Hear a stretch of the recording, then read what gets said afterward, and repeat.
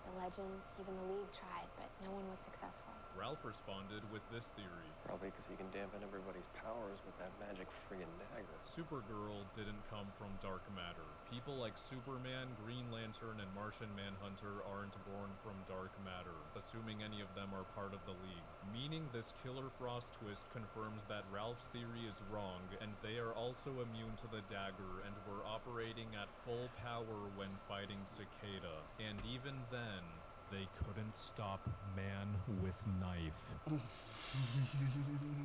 Even if he gains strength every time he gets hurt, that's fucking inexplicably bad writing.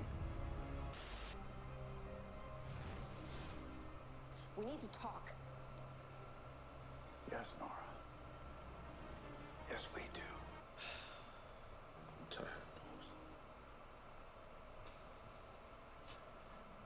Yeah. There's nowhere to run. Green Mile reference is crazy. Mother bitch joins the battle again. I did. In front of my father? Nora. He was just a kid. I don't trust you anymore. Flashback. I know he was your arch enemy. Uh. I don't trust you anymore. I know he was your arch enemy. I don't trust you anymore. I'm done. I'm done talking about Nora. Wrong. And then the worst news is we have no idea where Cicada could be hiding. Can't we just track him by the dark energy in his dagger? Well, we can, but only when he uses it, which thank God hasn't been recently. Meaning his dagger isn't activated 24/7. Cicada has to consciously do that, like I've been saying. Thank you for confirming this, Iris. Sorry if I'm frequently too pedantic in my videos, but if I find something that bolsters my claims, I'm going to highlight it. Understandable. People who don't even remember what happens in the thing I'm covering will try to counter-argue in the comments. Like that video I made on the animated Flashpoint movie, someone said I was wrong about Superman being capable of time travel, so that's not why Flash and Batman went to find him. That comment got hundreds of upvotes, despite the opposite being clearly stated in the dialogue. Even if we knew the trigger point, there's no one to go back in time and fix it. Superman could.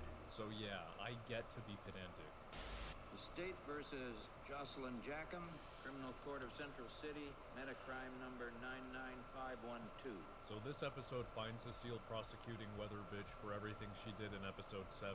She begins her statement until, this happens. Now, this attack on her father was... The prosecution is seeking them. I don't give a fuck about nothing about this bitch, so we gonna go ahead and skip this dirty ass shit. Only because Alan went through because Cool. of ethics. Her fake Actually, sob story Madvocate, pissed me Cecile off. doesn't have full control over her powers yet. She couldn't help herself from reading Jocelyn's emotions. It's implied in her dialogue. Why the change of heart? Because I keep feeling these waves of remorse coming off of Joss. Okay, she's still choosing to let that change her follow-up and the punishment. She could just not do that. For someone who believes reading people's emotions without consent in a legal setting is wrong, she sure isn't does it a making lot. any attempt to ignore what she felt and just go with what she initially rehearsed.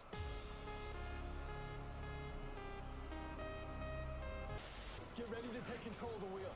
What are you gonna do? Get the driver.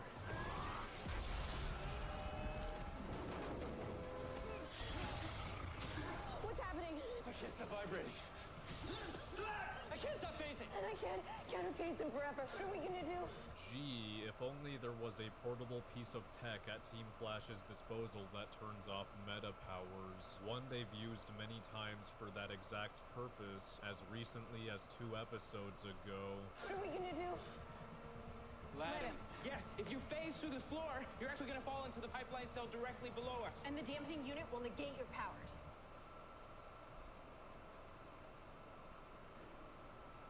Unless we don't time it right. In which case, your torso will be severed from your legs as you enter the cell. Jesus These Christ. Scientists, one of them having invented the power dampening cuffs, think of the most dangerous way to power dampen Barry instead of using the power dampening cuffs. Move to the right.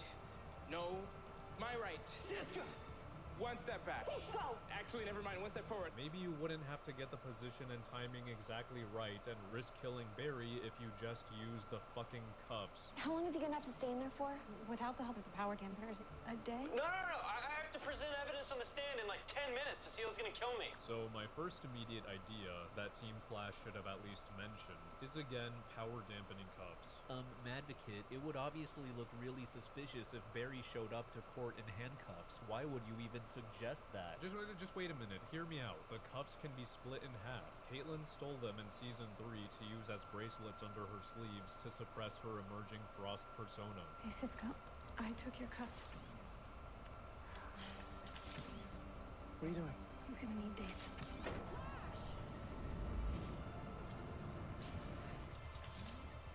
Don't like the light, do ya? Wow.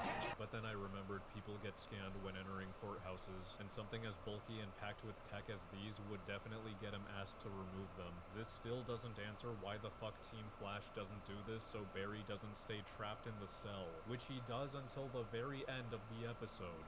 Guys, any way you could send down some food? Dick move.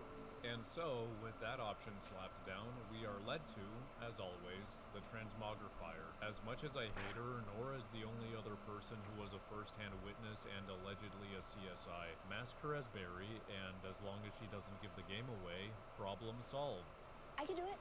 Well, when Dad made me official, he submitted my paperwork to the court, so I'm qualified to present forensic evidence. Made you official? Does Barry have that kind of power? I know Captain Singh told him to do that, but I'm assuming her legitimacy needs to be approved by someone with more authority. So, what paperwork? You aren't even in your dad's balls yet at this point in time. What ID and certifications did you present? The ones with dates 30 years from now? That worked? Fucking whatever, I'm still counting it. She did this. This was her choice, and she can't be No, trusted. Miss West, you must sit down. I know, but Your Honor, no. Down. She's right. I'm guilty. And I should pay for what I did. Facts. Put that bitch in jail on the dead homies. Any What are black you ones. shaking your head no for, Cecile? She's out of line, but she's right. This is like the first reasonable thing Nora said this entire season. Even the one responsible agrees, but you disapprove? Yeah, I know. This is setting up Nora's arc where she learns bad people can change, even though they do it in the most dogshit way possible. Let's get into it. So that lady from the beginning, Silver Ghost as she's called, wants to free Joss from custody so she can help her with a heist by using her staff. She breaks her out of the prisoner truck by deactivating it with the corrupted key fob she used to steal the Lambo, and they drive off in it. Keep in mind, Ghost doesn't kill the two witnesses. She seemingly doesn't carry any weapons on her. There's a camera in the truck with the Lambo in view, and Joss wants nothing more than to prove how sorry she is for becoming a bad guy. I bring all of this up because in the following scene, this exchange happens. And the transport driver said that the woman who took her used something that completely shut down his truck.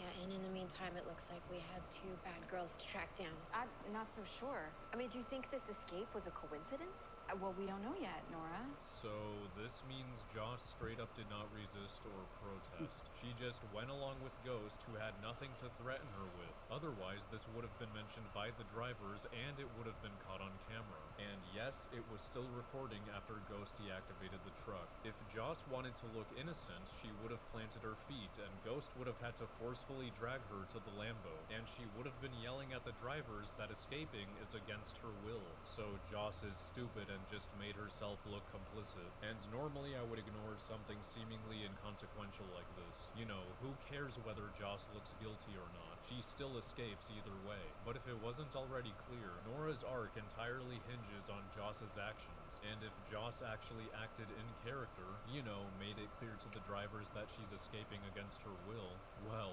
Nora wouldn't be storming up more drama that spans across the rest of the episode. I guarantee you Joss is a part of this. How do you know that? Because bad people don't change. So Ghost offers Joss the heist job, to which she immediately turns down. I don't even know who you are. Just take me back. So, like, why did you choose to go with her? And Facts. then Ghost is completely cool with her leaving. So that just lends more credence to the idea that Joss willingly escaped without being forced into it. No Flash today? Figured he wasn't needed to stop a fake hurricane. Damn, for someone who is hyper hellbent on locking up Joss and firmly believes this is some kind of trick, Nora sure is giving her plenty of leeway to execute said trick. Facts. Look, I just need your help. Oh, stop with the sorry act. That ended when your friend helped you escape. She is not my buddy, and I did not escape. By the way, you look exactly like Nora West Allen, the CSI who got really heated at my trial. I want to turn myself back in. You really expect me to believe that? She literally set off the Star Labs alarm just to get you here. She has no staff and no weapons. It's extremely easy to prove she's not lying. Just relocate her somewhere else to see if that triggers any booby traps. I want to show everybody that I'm not the person that they think I am.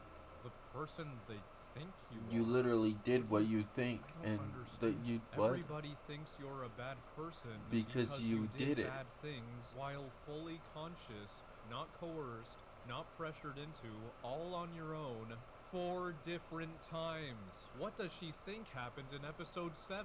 You're a hero.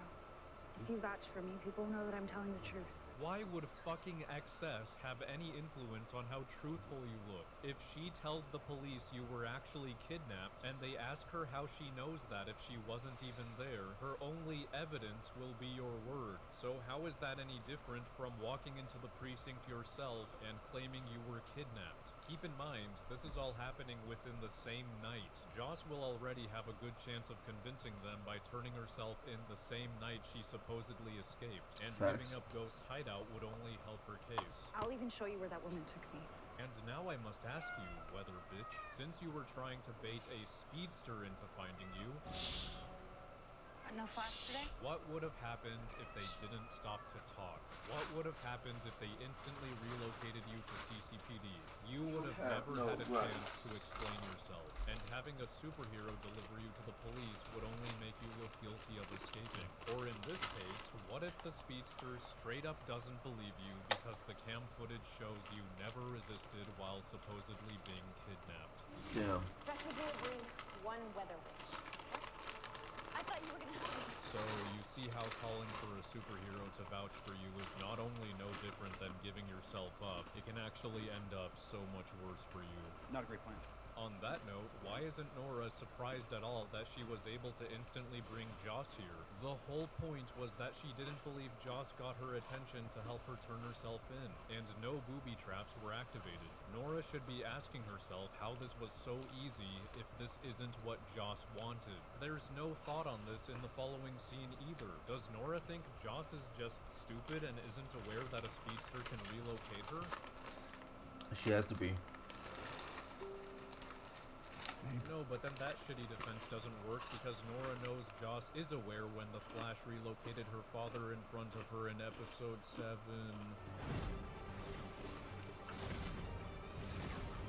Bring me my father! Why? It's all bullshit. All of it. What are you doing here? Doing what no one else is gonna do for you.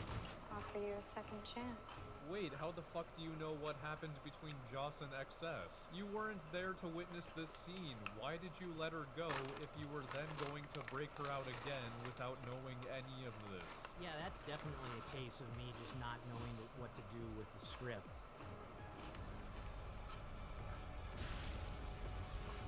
What? She What didn't is change this at all. Character. Now she's happy to break out of jail and commit more crimes just because XS believed she escaped? What happened to the overwhelming remorse she genuinely felt for the atrocities she actually committed before that? I keep feeling these waves of remorse coming off of Joss. What happened to her agreeing she should serve her sentence? She's right. I'm guilty. Facts. And I should pay for what I did. Like, okay, let's say Nora and the police believed she was kidnapped. Now what? She's still going to prison for episode 7. So Joss went from wanting to go to prison because she genuinely felt she deserved it, still wanted to go back after being kidnapped, but suddenly drops all her remorse just because Nora didn't believe she was kidnapped.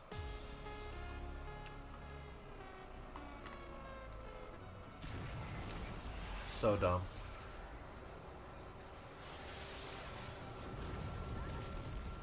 Nora was confused by a missile that started beeping. You know, the sound that universally communicates that something is going to explode. In this case, a fucking missile. And no, you are dead. What is the point of this missile if it can't even melt off the skin of someone standing a foot away from it? Remember, radiation was enough to give Flash skin cancer from afar. Where's the shrapnel that should be embedded all over Nora's face? And didn't they say the equipment from this car is from Wayne Tech? 10 years and $24 million later, the stealth automobile, aka Sam, was born. Rumor has it that everything under its hood comes directly from Wayne Tech. 10 years and $24 million later, Wayne Tech couldn't even produce a missile capable of burning someone's eyelashes off. Way to make Batman look inept without even giving him a second of screen time. Fuck me, can this episode end already? I miss Cicada. Are you sure about that? The car goes into stealth mode, so Cisco taps into its radio so Nora can communicate with Joss. And instead of turning it off, or muting it, or turning the volume all the way down, Ghost decides to let Joss listen to Nora's pep talk and apology for over 20 seconds, which successfully convinces Joss to stop her from running over Nora. Joss, it's XS. I hope you can hear me. Oh, sorry, the Real. $24 million car doesn't have volume control. That makes sense. My bad. Hey, hold on to me. It's gonna feel weird. Oh, I guess Joss is going to commit to evading arrest and working with Ghost. That's nice. Looks like the pep talk was enough to spare XS, but not enough to refuel her remorse about episode 7 and turn herself in. Thanks for the last minute rescue. Icing up the road. I didn't ice the road. Wait, what the fuck are you smiling for? She saved my life. She hadn't iced over the road. Yeah, but she still has a sentence to serve. Did everyone forget about episode 7? If she was Apparently. actually a good My person wife. like this episode has been gaslighting me into thinking she is, she would have remained in the car. Hell, at the very least, she would have left Ghost behind for breaking her out, causing the conflict in the first place, stealing and damaging millions of dollars worth of property, and nearly killing XS. Joss is a fugitive who willingly escaped with a full-blown villain. How do you know she isn't just off to steal more with Ghost? This is nothing to be smiley about. Sounds like you found your own Leonard Snart. Get the fuck out of my face. Bad bullshit. You either trust me or you don't. I don't trust you, but I'm willing to give you the chance to change my mind. What's next? So you used to take orders from him when you trusted him, and now you will continue to take orders from him when you don't trust him. So do you see how saying you don't trust him decisions. is completely meaningless? Also, how does this new information change his trustworthiness if you're simply going to rinse and repeat? Let me get this straight. You knew he was Barry's archenemy because of the Flash Museum, and now he's in prison, meaning he's untrustworthy. But you still went to visit him and trusted his word, so you already gave him a chance to change your mind about him. And he did. And now that you learned devastating new information about his past, he's suddenly untrustworthy again, but you're still willing to give him a chance to prove himself by doing the same thing he already did to prove himself the first time. This is just drama for the sake of drama. And speaking of drama for the sake of drama, this episode had a subplot where Cisco realizes he has the resources to develop a metahuman cure, and only reveals this to Caitlin. But for some reason, they have this all-or-nothing mentality at first, with Cisco being for it and Caitlin against it. Like they both act as if creating the cure means every single metahuman needs to take it, when no, they would obviously understand this would vary from person to person. Cisco has to know that Barry would be firmly against taking it himself, but there are people whose mere existence is highly dangerous, which he brings up. Okay, yeah, if you can build an ice bridge to avoid rush hour traffic, but what if my existence gives everyone around me radiation poisoning like Fallout? This is literally him acknowledging that it would vary from person to person. Then he says, this cure could give metahumans a second chance at having a normal life. So I don't know about you guys, but when he said this, I thought he was still saying that it's up to each individual whether to take it or not. But then Caitlin says, Maybe not everyone wants a normal life, Cisco.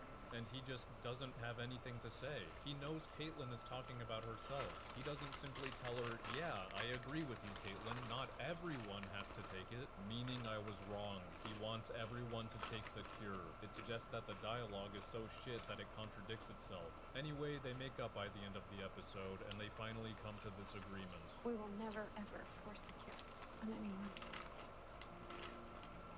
but I still think it's an assassination of Cisco to even think of forcing the cure on everyone, especially when he knows Barry would never willingly give up his powers just because he can. Being the Flash, that's the best version of me.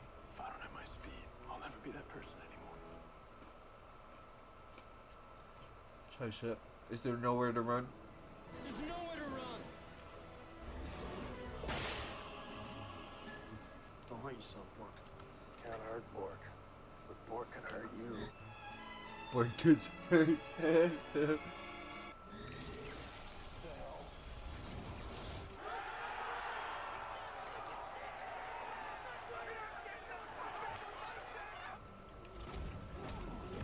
You know what? I'll let Cicada have his little fist fight this time since he finally fucking did the smart thing by removing their powers first, and we know he's much stronger than them at this point.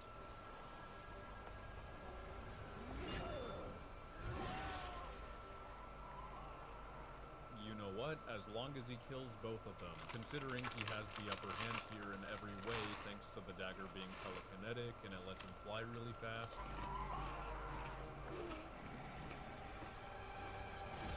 He just stood there. He just stood there. Oh.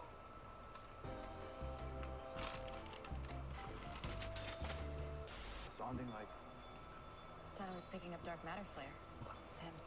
Why didn't the satellite alert them the night before when Cicada activated his dagger on these two? The context are exactly the same. He just used it to remove someone's powers. Powers or no powers, I will mess you up. If Team Flash was actually notified, they could have prevented this guy's death. Even if Barry's speed was dampened upon arriving, Killer Frost is immune to the dagger. She ice blasted Cicada to the point where he pussied out, so she could have done that again. I said it in the Season 4 video, and I'll say it here. Team Flash wouldn't treat a serial killer on the loose as a 9 to 5 and turn off the satellite and its notifications as soon as business hours are over.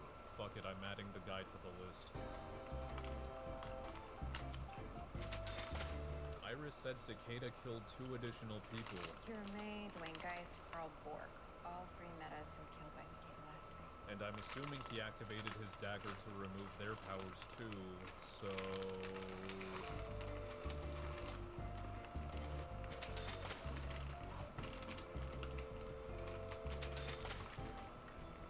For Killer Frost.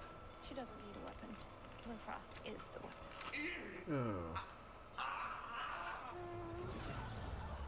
Goddamn, that bitch got yeeted. The lightning that has incapacitated the guy made of lightning did absolutely nothing to man not made of lightning. Okay. Great logic.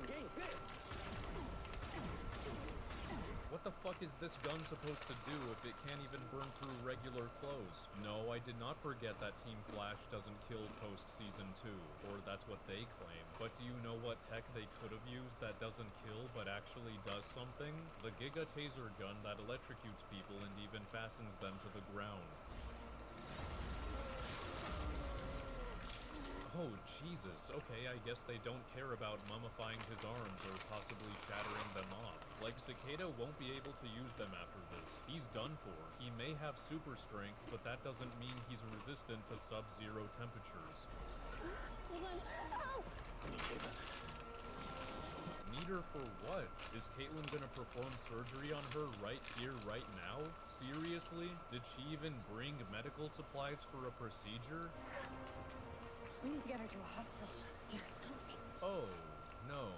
They needed Killer Frost to stop subduing the serial killer so that Caitlin could tell everyone that the woman bleeding out on the ground needs to go to a...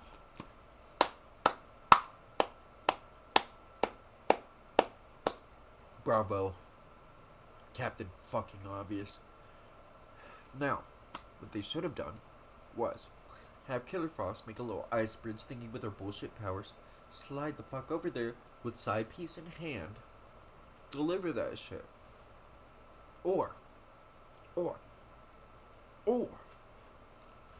if you really want to be fucking smart, right, have her still freeze fucking Dwyer, Cicada, whatever the fuck you want to call him. Have Flash run in, scoop her up, get far enough away to where the dagger doesn't do jack shit, Soon. Hospital.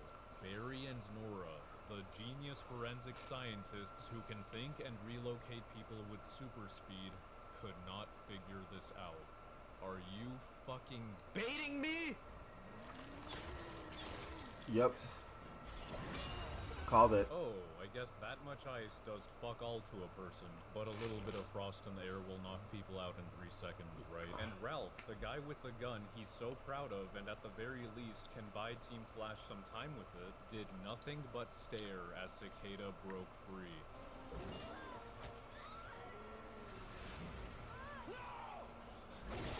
God damn. She is a metahuman. You are trying to kill all metahumans. The fucking dagger was in the hand you punched her with, you stupid fuck. Stab her.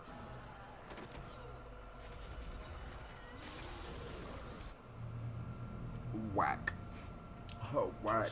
The scene ends. Cicada doesn't simply return and kill everyone. He could have hid around a corner or stood on the roof of this building and telekinetically stabbed away. No, he fucking left. This motherfucker.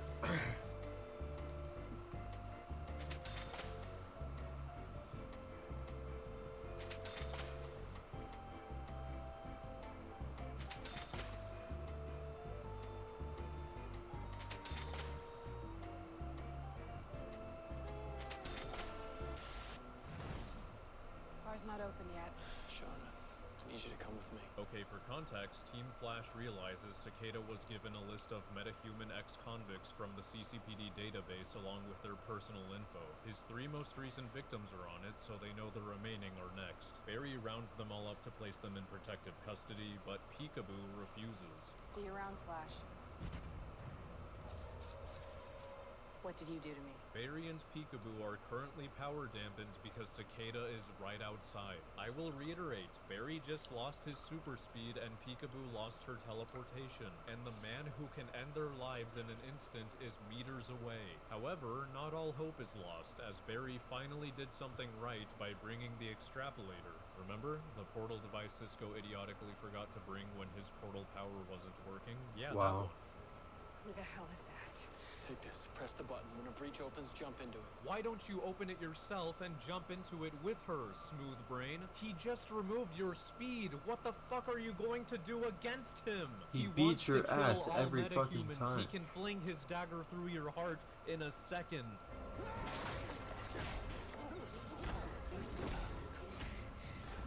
How hard You is it to stupid find bitch. one Press one fucking button. It's on the Barry fucking said center. Press the button, meaning there's one, yet she's flipping it around, trying to find it. Captain Cold was able to work it after just finding out about extrapolators, and nobody even told him there was a button to press.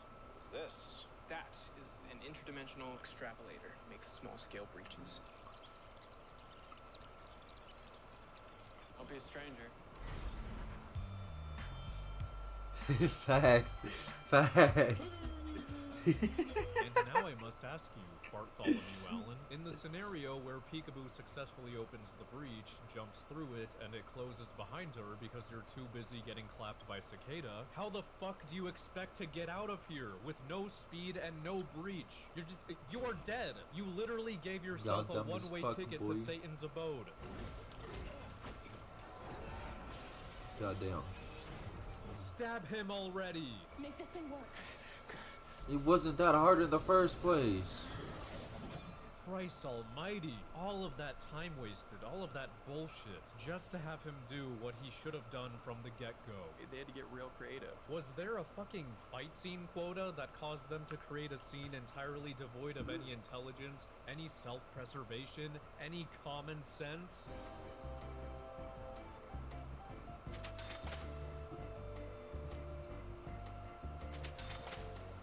We're gonna get all of these people to safety. Even if we do, Cicada's not gonna stop killing. Not Until he's dead. But this anger that you're feeling, I have felt it before. Honey, if you let it, this rage will consume you. The same way it's already consumed him.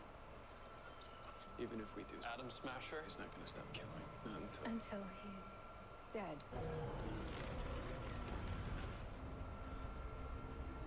Even if we do, Sand Demon is not gonna stop killing. Not Until he's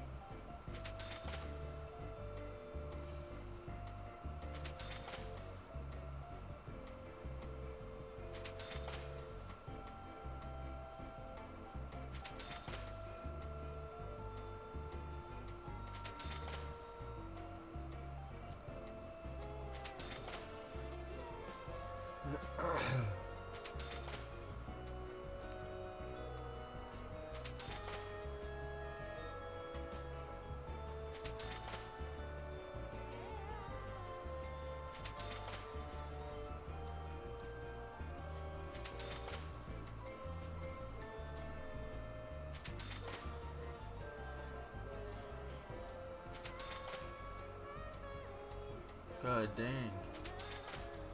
And it's still going. These are how many times they've failed people. Holy shit. I'm sorry. I let him get away. You brought me back. Oh, Shut the fuck up. Thank you, Flash.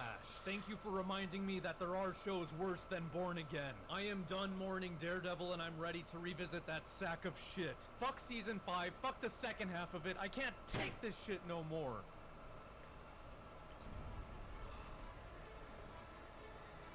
Oh, what's the meaning of this scene? Writing articles about excess could make her a target. Did you just figure out that XS, the speedster that threw a lightning bolt at you in episode 3, is a meta-human? Oh, what took you so long, idiot?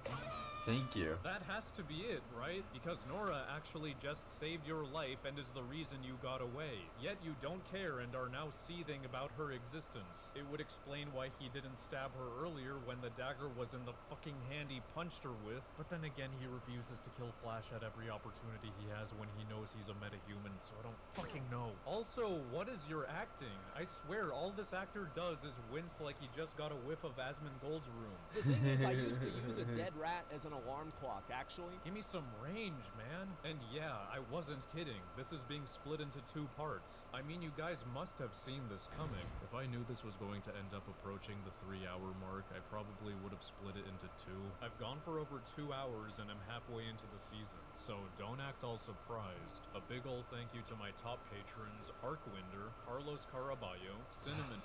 Alright, well, that's the end of that one. Yeah. Let's see that. Okay. Turn that off for now.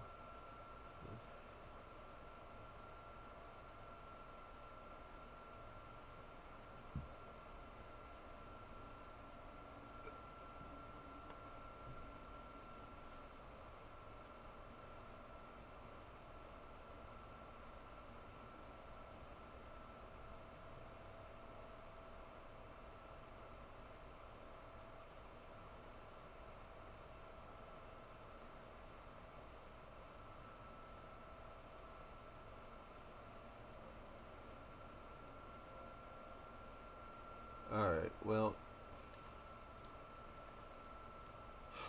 I think now is a good time to call it there. We hit the 3-hour, 30-minute mark, so it is damn near 4 a.m. for me. I have to let my dog out, so what I will say is I really appreciate y'all for stopping by. It means a lot that y'all came through, just chilling and everything. And yeah, we'll play some music real quick, get this done.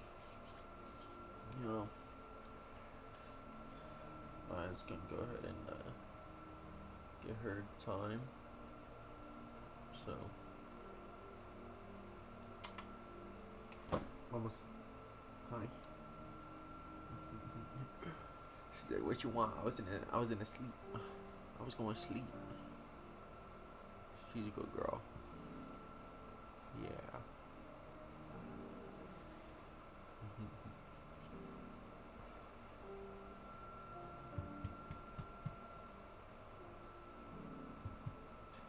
Alright, y'all. I really do appreciate the come-throughs. It was nice chilling. Appreciate new followers. The ones that did drop by. Kazi, appreciate you for coming through, bro. And I'll be back later today. Tomorrow, depending on how you want to look at it. But like I said, it's damn near 4 a.m. for me. So, yeah. We're just gonna do how we do. I'll catch y'all in a bit. I'm just gonna let this finish up. And, yeah.